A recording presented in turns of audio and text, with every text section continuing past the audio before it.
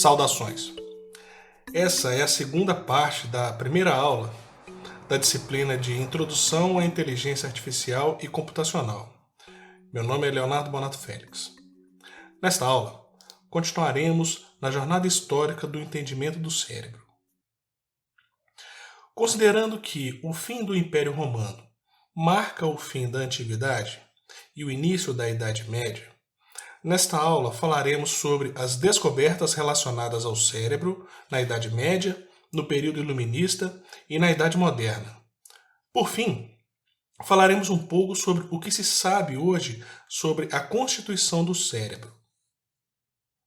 Com a queda do Império Romano, seguida por uma ascensão da Igreja Católica muito forte, aconteceu a proibição de estudos de dissecação humana. Assim, acabou-se com a principal fonte de informação para os estudos do cérebro daquela época. Isso levou a mais ou menos 1.300 anos de estagnação em termos de informação nova relacionada ao cérebro. Apenas por volta de 1500 depois de Cristo foi que surgiu o trabalho De Humanis Corporis Fabrica, de autoria de Andreas Vesalius. Esse que hoje é considerado o pai da anatomia, como uma ciência, né? Andreas Vesalius acabou contestando Galeno sobre quais seriam as funções dos ventrículos que existiam no cérebro. Além disso, o Vesalius propôs que o nervo seria a forma de transmissão do movimento e sensações a partir do cérebro. Uma característica notável do Andreas Vesalius era a sua habilidade para o desenho. Pode-se notar um nível de detalhamento impressionante em algumas amostras do seu trabalho. Essa qualidade técnica foi muito importante para a disseminação dos seus trabalhos. Agora, uma pergunta que provavelmente está na sua cabeça agora é: como Vesalius conseguiu fazer estudos de dissecação numa época em que a igreja proibia e o castigo era a morte? Bom, ele roubava e também financiava o roubo de cadáveres de indigentes de cemitérios e fazia as dissecações no seu próprio porão, razoavelmente tenso. Em 1649, já sobre a égide do que posteriormente seria chamado de Iluminismo, René Descartes publica seu último trabalho, Les Passions de l'âme. Ele propôs uma teoria chamada de dicotomia mente-corpo.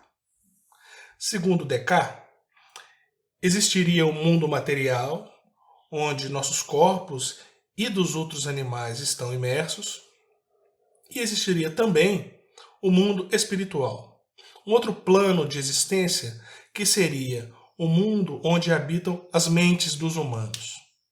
Nessa dicotomia, o corpo físico tinha uma função que era automatizada e controlada pelo cérebro, parecido com um autômato movido por força hidráulica.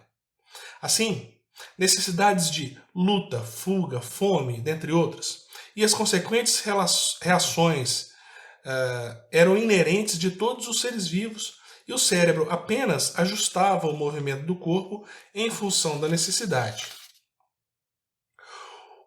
O fato, o que nos diferenciava dos outros animais é que nós, além de sistema de gerenciamento da máquina do corpo, tínhamos também uma fonte de informação que vinha desse mundo espiritual, onde habitava a nossa mente.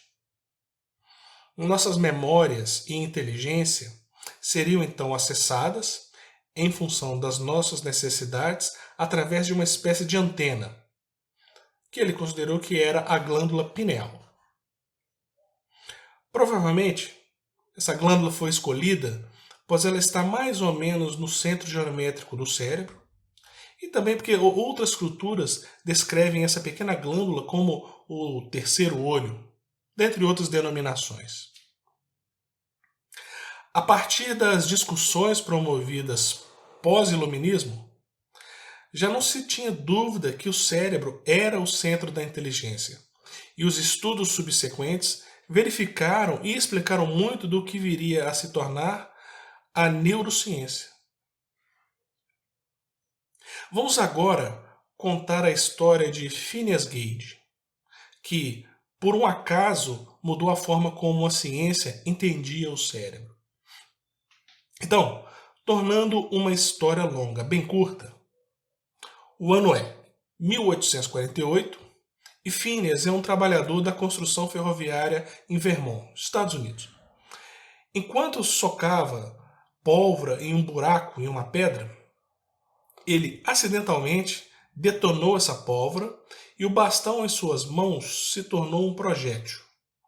Essa barra de ferro entrou na bochecha esquerda, explodindo o globo ocular esquerdo e boa parte do lobo pré-frontal de Phineas, rompendo seu crânio bem na parte frontal onde ficou atravessada. Surpreendentemente, ele sobreviveu ao acidente e, 2 meses após ser internado e passado por cirurgias paliativas, Phineas retornou ao trabalho. Porém, de acordo com relatos da época, o comportamento de Phineas Gage nada lembrava o que ele tinha antes do acidente. Ao invés de um homem cordato e irresponsável, ele agora demonstrava um alto grau de irresponsabilidade, incapacidade de previsão e uma notável falta de empatia. Em palavras da época, Phineas Gage não é mais Phineas Gage.